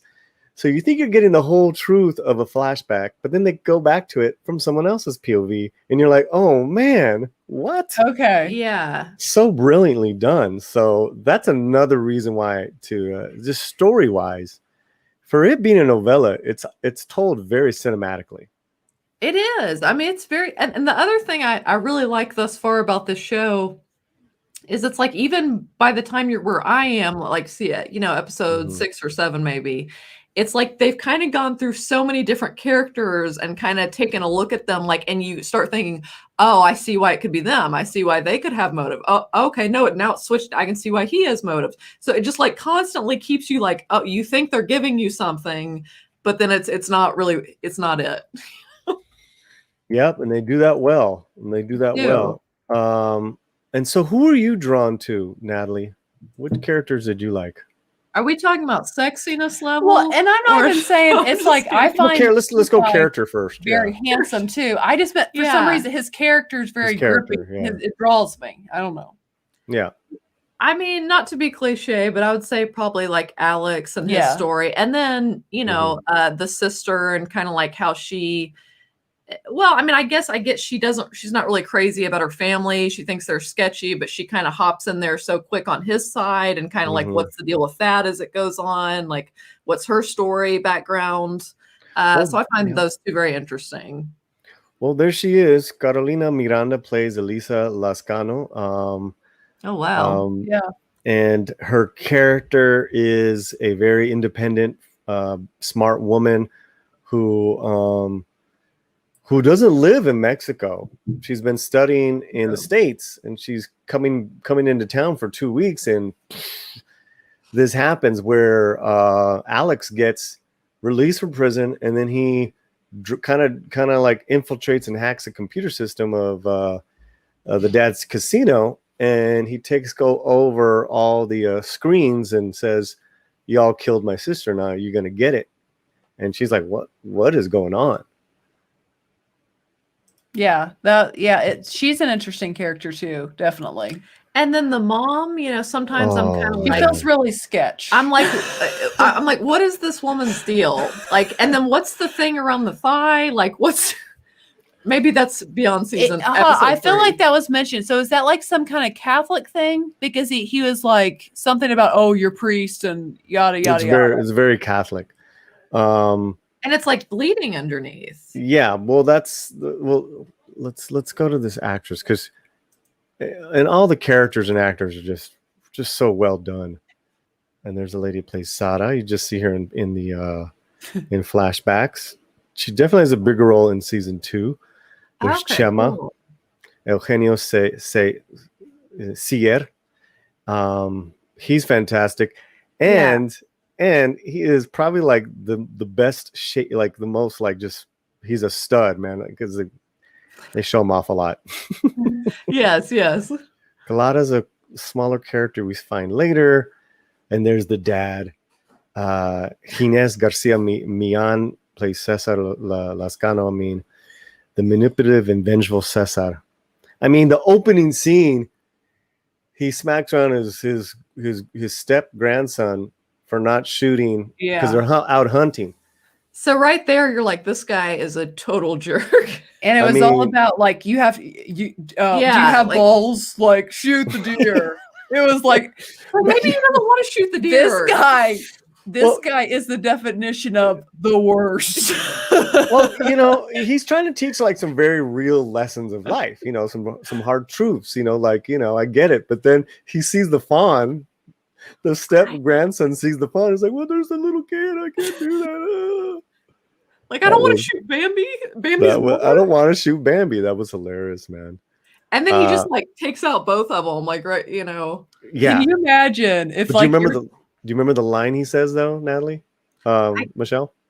What does he say? When he doesn't take out the deer? After he shoots, or he says, we already have a homosexual in our family. I don't want another one. I was like, damn. I know. I was kind of like, dang, that wasn't PC at all. Yeah. No. I was like, gosh. No. I know, that was rough. No, he is. Oh, again, he is the worst.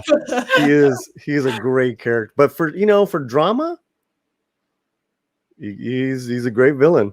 And there she is. When I say he's the worst, that means they've done good, because like you hate him. Like, he's terrible. He is terrible. Maybe he'll redeem himself. I mean, who knows? Like, crazier things have happened. In the first half of season 1, you're like, when I feel like he can't be a worse human being, he becomes a worse human being. Okay, and now that we're into spoilers and we can just go there. Yeah. So then it's like dude's hooking up with everybody. But like the wife of his son, and we find out he was with the Sarah. Yeah. It's just like, who hasn't he been cheated with? Wait a minute, you just okay, so you went beyond the 2 episodes. So she went way beyond the 2. Way beyond.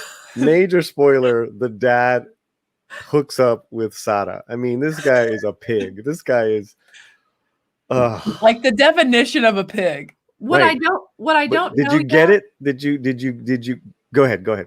What I don't know yet, and and I'm assuming it'll kind of go on to show, is like, why did she agree to that though? Like, was she like genuinely into him? Like, I bet that could possibly be another point of view. Did she feel blackmailed somehow into doing this? Look, in the first 2 episodes, we get that she is, she's a gangster too. Yeah. She's lack of a better word, she's a gangster too. She covers up for her the murder scene. Basically, she tries to cover it up, and then she even gets on the phone saying, I have to do everything myself. Yeah. And you're like, whoa, did she plan this murder? So she's just as gangster as her husband. She and manipulative and completely. She completely manipulates the young Alex into taking the fall. God. Like hugs him, like, oh, you're doing such a thing. Well, yeah, I guess he is. I'm like, and then there's that scene you see her sitting with the priest, and and he's kind of like, are you looking to clear your conscience, basically? And she kind of digs her heels in, and it's like, everything I've done for my family, and I do it all over again. Yeah, you're getting ahead. You're getting ahead. Yeah, There's some people, there's some one and people two. that want to see it. I will start watching the show. You convinced me. I'm muting when you talk spoilers. It's fine. Natalie, stay within the 2. Okay, I'll stay within the 2. It's hard to know when you've watched more, like what was in Sada's the... local. She is a little bit. I think I'm learning that. Okay, well, that's there's so much. There's so much. Yeah. I don't know if you got it, but even with Rodolfo and his wife trying to get pregnant for the last 5 years, did you get that? Yes. Right. And then that Sara says, "I'm pregnant" to Rodolfo. Okay, that plays out later on. Okay. Yeah, there's some good stuff. But I think this woman is sadistic, and you'll see more of that come out later, especially with the relationship with who she was talking to with on the phone. It's pretty. She's just as no one can be as sick as Cesar, but she's pretty close. She's like right under it. Yeah. So I think that there's a understanding in their relationship because they're so powerful and they do love their kids. Yeah. That's probably why she lets him do his thing. Well, and something I want to say without giving any spoilers is because is that the grandson? Or that's the No. This is Elroy. He's the adopted son and loyal follower of Mariana. Remember, he's the young one, like in the flashbacks. He's the young dark one that's taking pills on the boat. He's very quick. You're gonna see more of him. But he was in Nacho Libre. He co-starred with he looks so familiar. With Jack Black. Now it makes sense. Mm-hmm. My brother loves that movie. He watches it like so many times. Yeah. So he's an interesting role. That's an interesting character. That's Elroy and Mariana. It's a pretty little sick relationship. Yeah. She will become a bigger part of this later on in the season, in season 2. And then there's Chema's husband, lover. Another good-looking guy. Yeah, he is. Beautiful guys, he was right? My type. He was my type. Yeah. Oh, I know. He is your type. That's your type? Well, like very clean, kind of metrosexual. Oh, you like, because I know you guys like Henry Cavill. Oh yeah. I like more manly men at times, I think, than you do. Though. Yeah, Natalie likes bearded, like I don't know, just a good man. She likes really manly men. Or not that I don't like a manly man. So I'm not saying he can't be manly. But like Henry Cavill's manly. There's a lot of beautiful fish in the sea of different, all different kinds. Sure. Let's just say what turned my head is like a man that looks like he stepped out of GQ, like that man right there. Yeah. Yeah, and that's his role too. He's like a GQ looking lawyer and would-be husband of Chema, and they have an interesting relationship as well. So all these fantastic characters that we're introduced to in the first 2 episodes. Yes. Yeah, it's definitely an ensemble. Even though Alex is the lead character, it's still very much an ensemble show. Oh yeah. Sophia is Rodolfo's wife that's trying to get pregnant. She becomes a bigger role later on, kinda. You'll see her. Bruno's the son. Poor Bruno. He gets smacked around at the beginning. He does. And he's just all kinds of confused about what I know. He's kind of like the little Wocoso kid, that's little SJW in the making. He's gonna be, because he's getting so traumatized, he's probably gonna end up here in LA fighting toxic masculinity. He definitely is. After that experience. And in this case, I would actually understand his intention. Right. So that's really the cast.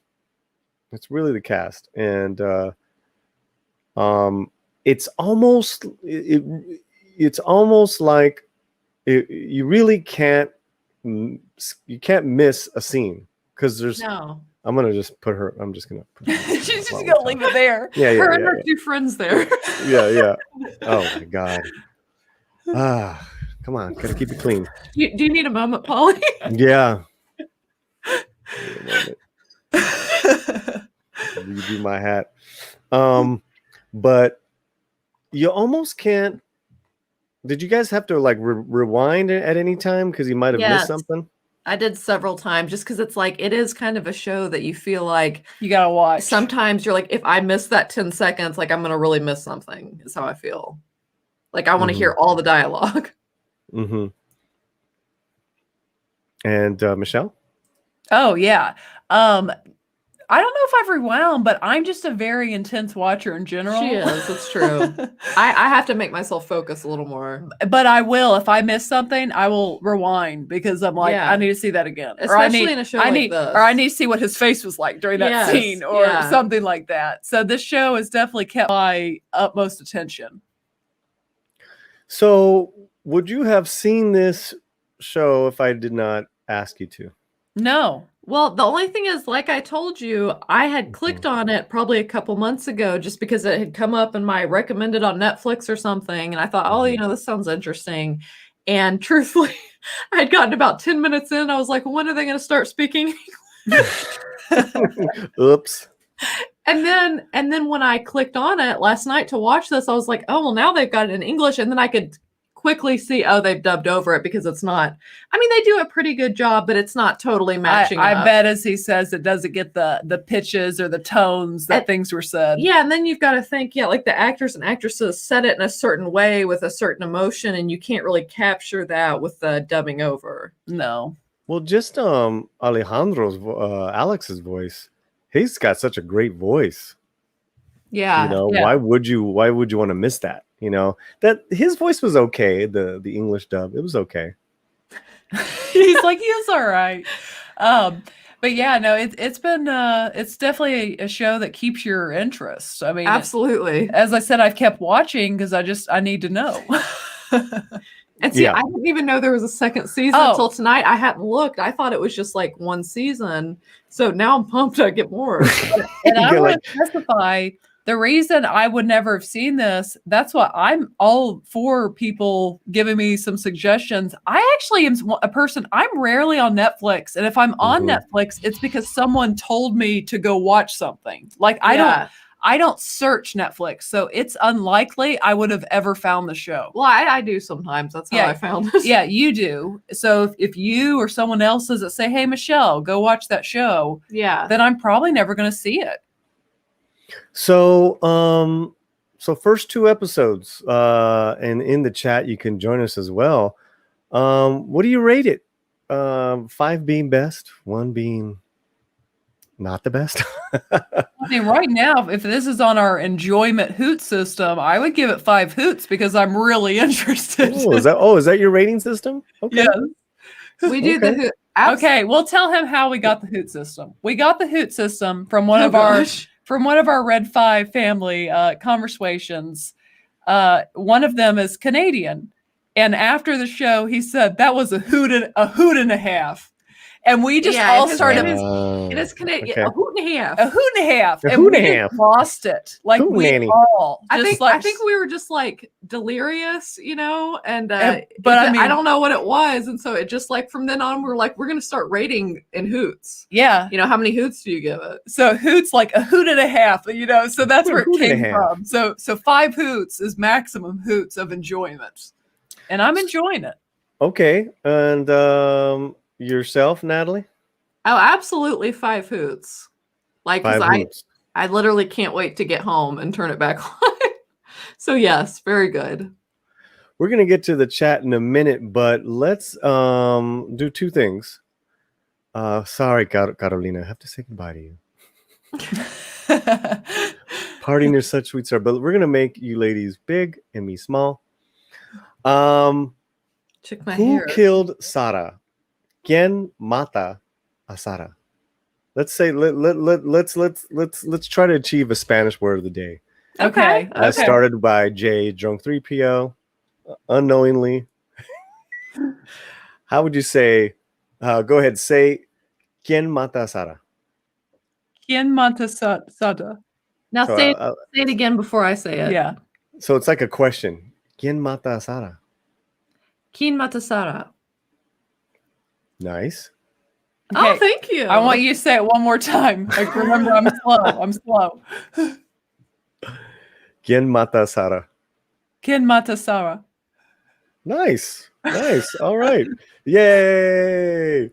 Very good. Okay, so what we're going to do, guys, is I know some of the guys are throwing you guys a lot of love and questions. Let's get to them after our it's a 2-minute announcement.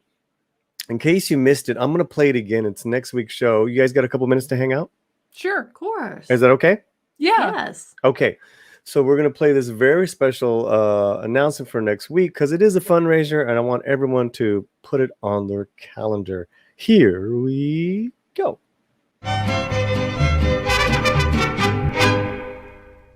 Hello, my name is David Valdez. And I'm Enrique Castillo.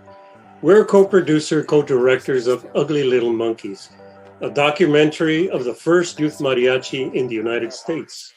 It's a powerful story of young boys led by an Irish Catholic priest and for the first time revealing their story. We're a third of the way done with the production, but we need your help to finish it. Please consider donating what you can and help us tell the story about the music, the magic, the pain, and the triumph. We want to thank you for your generosity, and you can help us further by sharing this video. Gracias. 1, 2, 1, 2, 3. They were kids from the barrio. Some musicians. Others had never picked up an instrument. He said, Tiger, you're sharp. And I said, thank you, Father. I didn't know the difference between sharp or flat, you know. Give him the quote. You can be cute for 30 seconds. But after that, you better be a damn good musician. It began in the basement of a church in Tucson, Arizona. Kids as young as 9 studying under the musical direction of a popular Catholic priest. We would practice every Sunday, 2, 3, 4 hours. Then 5, and then 6, and then 7. A prodigy. Father Rourke came from a show background, and it was quite apparent. But he was also a very accomplished musician. And perfectionist. Play your violin parts. I've been kidded many times about the unusual paradox of an Irish priest from New York teaching Mexicans their own music. Tanta vida yo te di, en la boca llevarás sabor a mí.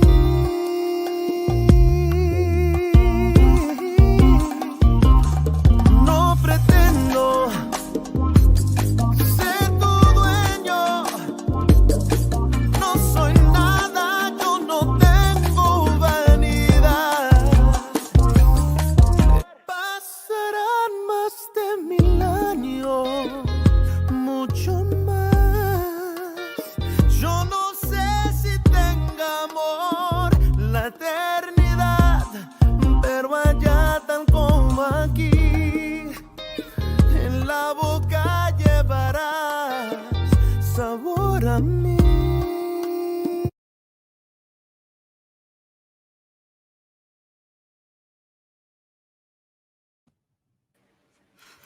Forgot that was there. It's like a dead ending there. Okay, there's the announcement, everyone. Let me even it out for a second. Next week we have a big fundraiser we're going to do. We're going to not only have actor Enrique Castillo from Blood In, Blood Out, but also Andy Vargas is going to sing 2 songs live with us to raise money. So that's going to be a fun show. Mark your calendars. Thank you, ladies, for sticking around. We're here with Michelle and Natalie, Force of Light Entertainment. Been having a good time. Your first time here on the Slant. I know. It's been Definitely. fun. So now you don't have to answer. I saw that first question. Oh, right. Well, yeah. You don't have to. We're going to say, ask the ladies a question right now. Let's keep it civil. But you don't have to answer anything you don't want to. All right, let's just do that. Right. But I am gonna make you guys go back to because they don't want to see me. Okay, Echo Base Network is here. Hey, please ask the ladies who are the nicest gentlemen in the fandom with nice Southern accents. What is the easiest? That would be the Echo Base Network. Absolutely. Nice. Nice. If there was a show or film made about you, then what genre would it be? Which actors would you have portraying you? Oh, hello. Natalie's would absolutely be a drama. and specifically kind of a true to life, like maybe like an indie drama. You know, it's like Real Man Real, like yeah, kind of get inside my head. Okay. It's wild. Okay. All right. Mine would be like a show that kind of bounces around from being silly to a little bit more serious. That would have a little bit of mine would have laughing and crying, you know, because that's kind of more true to life, I think. Mine wouldn't really be a crying one, but it'd be more like not full Rocky, but a little Rocky. Like very specific. I like this. Nice. Yeah. A little more like how you just keep going in life and kind of keep taking punches, but keep moving forward type of thing. I don't know. I'm going with Rocky. Except not literal punching. It's not what you do when you get punched. It's what you do when you get up from the punch. Exactly. I love that speech to his son. It's so good. It's a great speech. Oh. So actually, coaches, I think it's either Coach or Nick, but we're already laying the groundwork. We're going to do a Rocky series stream where we're just going to break down every Rocky movie. I didn't know you guys are fans. You are obviously welcome to join us. Yeah, Rocky's it's a classic. It is. I love inspiring things like that. That's some of the. I feel like that's the type movie that it can even bring men to tears because every it's time. moving. Yeah, it's a moving. Every time. They're moving. When he says Adrian, he gets me. Yo, Natalie, you know, you got a big mouth. You know that? You talk too much. You talking too much to Paulie over there. Paulie over there was like saying, hey, Natalie over there, she just talks too much, you know. So I just want to come over and say, hey, what's going on? You know, I just trying to make a living here. I'm trying to make a living. That was a very good impression. It really is a solid impression. Well, it's all right. It's all right. It's all right. No, it's pretty good. It's all right. Who do you think killed Sara?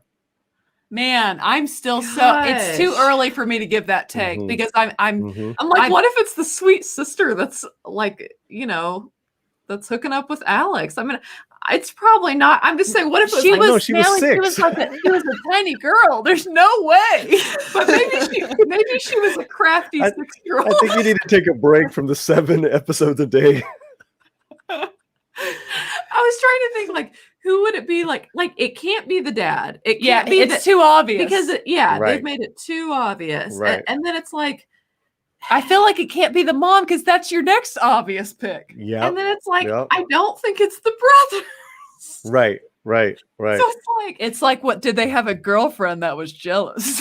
And then I don't really think it's the kid that the mom adopted. I don't really, or you know, like that works. I don't really think it's him. Natalie, he wasn't like alive then.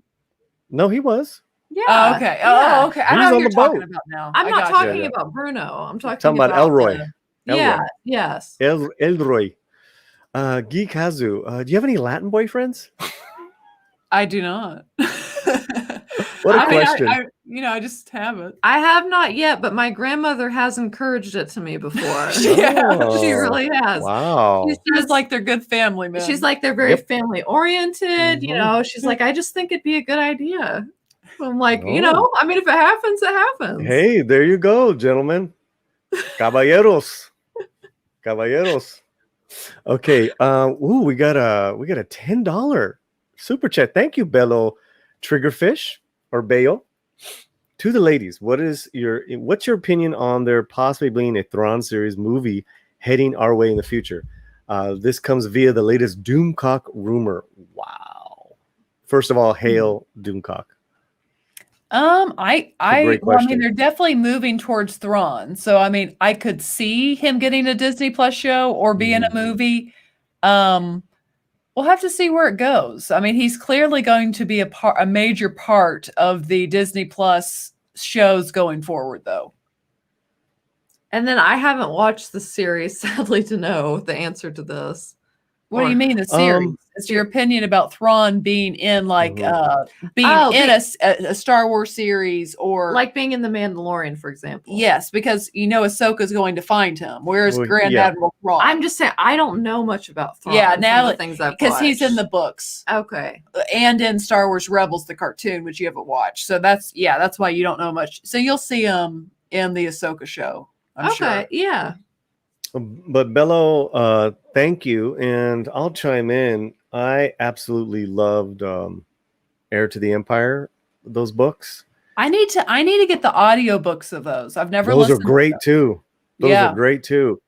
I'm a huge Thrawn fan, huge I'm not what am I thinking? What am I thinking of? Where did he show up? Did he show up in Rebels? Yes, he was in Rebels. I kind of didn't like how they portrayed him in Rebels. So I just hope that they, do more of Heir to Empire. I mean, honestly, Heir to Empire would have been a great trilogy, not the trash that we got. So. But thank you so much for the $10 regalito, that gift of $10. Ladies, do we want let's thank them with the video. You know what? Let's thank them with with our Cuban people. Here you go, in solidarity.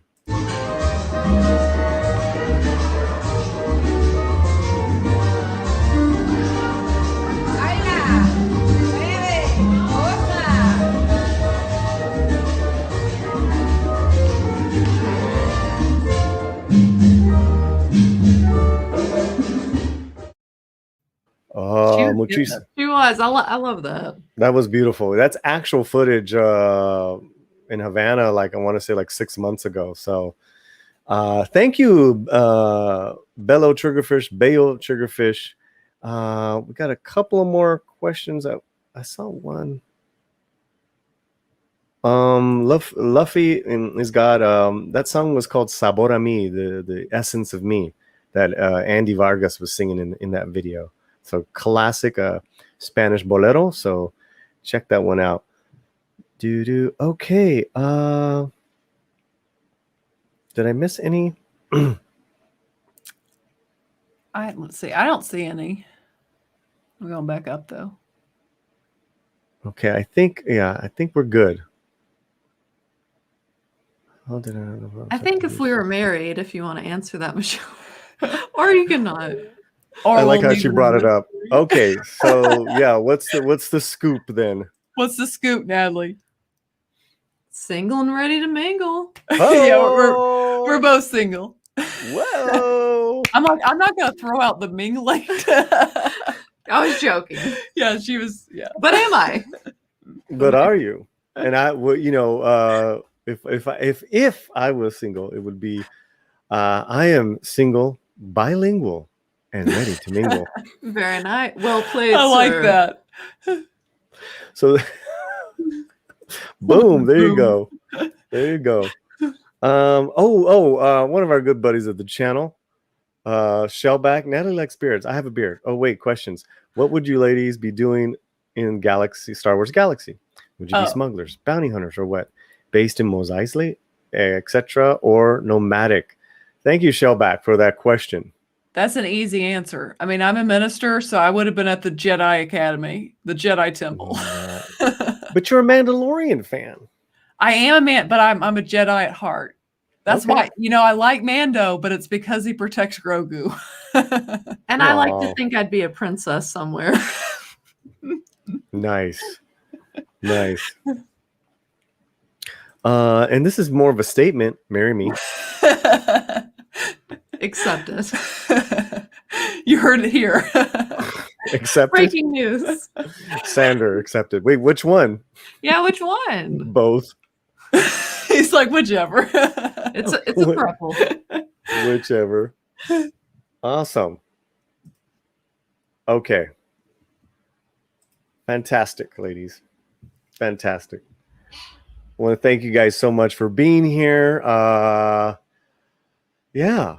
Thank you for having us. And thank you for recommending the show that I'm now addicted to. Yes. Yeah, maybe we'll come back at the end of season 2. So maybe next week. Yeah, maybe in 2 days for me. Maybe in 2 days. Hey, thanks a lot, Geek. It really will be next week for Natalie. Oh, I yeah. appreciate you subbing to the channel. Oh, thank you. I'll pitch. Glad to have you. Oh, thank you. Yeah, I'll pitch the more on what we do here on the slant in a second. But yeah, I thought it would be fun. I think when we have you back on, we can talk about current stuff. But I think it's always good to I try, and I just try to do that. I think we work with different things, with all you big time YouTubers. No, we're not. No. In the YouTube world, we're very tiny. Yeah, that's right. know that. We're humble. I mean, y'all on a roll. So, ladies, tell people about your regular schedule on your channel, and kind of like what you got going on. I know you just did a show. You have one every Wednesday before me. What's next? Like, what's regularly on the channel? Let's see. Usually during the week, if there's like a hot story that's like really hot that we think's good, if it's too hot to handle, then we will cover that. We try if there's something interesting to get a video out either Monday or Tuesday. But then every Wednesday is our live stream called the Weekly Roundup, where sometimes we bring guests on and talk to them or cover different things in the world of entertainment.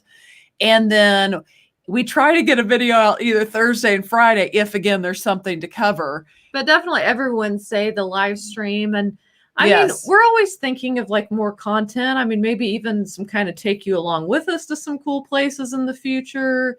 I'm not like super new, but I saw that. We're thinking. You were with Jay a couple of weeks ago. Yes, we were. And we also do, just like this past weekend, we had 2 videos because we did 2 reviews. So we also do movie reviews. Oh, yeah, definitely. So I think, and pop culture stuff. I think our next big movie review will be July 31st, like that weekend when Jungle Cruise comes out. That looks good. It does. I mean, it looks fun. Cute. Yeah. Exactly. Like, that good cast. Well, fantastic.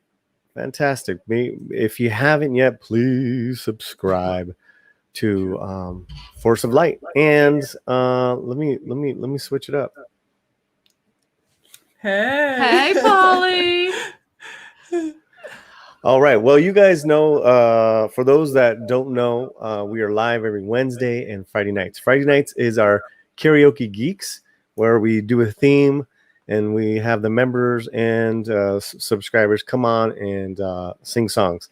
This Friday night, it's the 60s versus the 90s. So you got to do one 60s song and one song for the 90s, and you would give some prizes. Actually, we would love you ladies to come on as guests, as guest judges, soon, sometime. That'd be fun, yeah. And every day we do a short. 3 to 5 times a week, we have videos. We cover it all as far as Latino entertainment culture, music, lots of music. And then, like I said, next week, we're going to have that fundraiser for that documentary featuring Andy Vargas from Santana. And yeah, that's what's going on here on the Slant. And let me see. Pete says, I subbed last week after seeing someplace, but I can't remember where. Well, thank you, Pete. I don't know if you refer to me or to the lovely ladies, but muchísimas gracias. And we're glad you're here. Very nice crowd. Thank you guys for sticking it out. Everyone's saying they had a great time. Ladies, anything else? No, just thank you so much for having us and giving me great chat and giving me a show to watch. So yes, absolutely. It was a win-win.